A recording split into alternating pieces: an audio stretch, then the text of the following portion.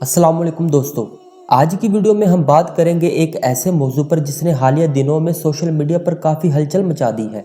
मैं बात कर रहा हूं डॉक्टर जाकिर नाइक के हालिया बयान और उनकी पाकिस्तान इंटरनेशनल एयरलाइन PIA से मुतल्लक तनाज़ा पर। लेकिन आगे बढ़ने से पहले अगर आपने ये पूरी सूरत हाल अभी तक नहीं सुनी तो मैं आपको ये वीडियो दिखाऊंगा ताकि आपको इस मामले की मुकम्मल तफसीलात मिल सके, फिर आगे बात करेंगे।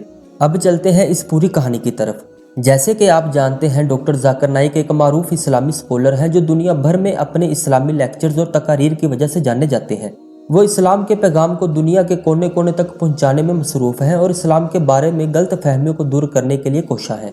वो ख़ास तौर पर बैन अल मज़ाहिब मुकालमे के हवाले से बहुत फ़ाल हैं और मुख्तलिफ प्लेटफार्म्स पर इस्लाम की तलीमात को बेहतरीन अंदाज में पेश करते हैं।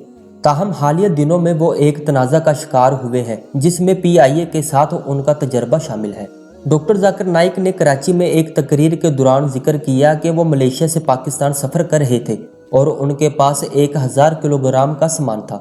इन्होंने PIA के कंट्री मैनेजर से दरख्वास्त की कि उनका अजाफी सामान माफ़ किया जाए क्योंकि वो एक रियासती मेहमान के तौर पर सफ़र कर रहे थे।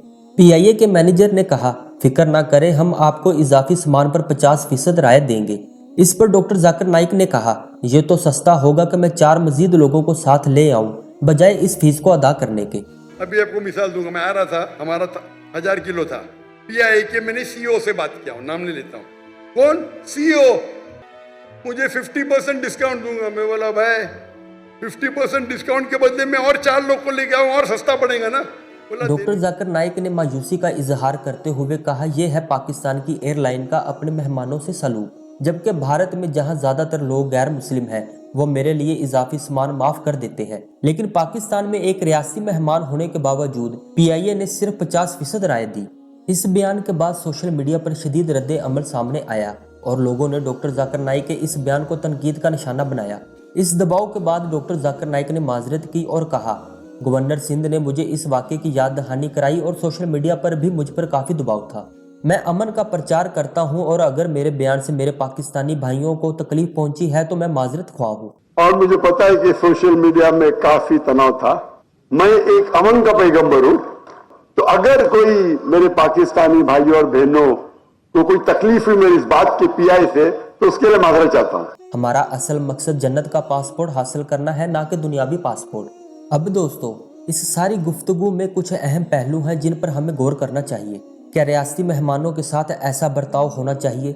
एक मेहमान को वो सहूलियात मिलनी चाहिए जिनकी वो तवक्का रखते हैं, खास तौर पर जब बैन अल-अक़वामी सतह पर जाने पहचाने जाते हों।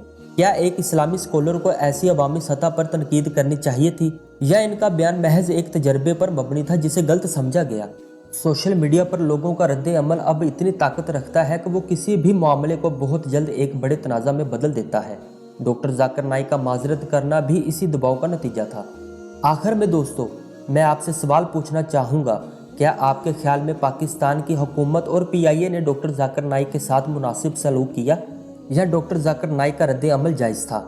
इसका फैसला आप करें। अपनी राय कमेंट्स में ज़रूर दें और देखते हैं कि इस बारे में आप क्या सोचते हैं। मिलते हैं अगली वीडियो में, तब तक के लिए अल्लाह हाफिज़।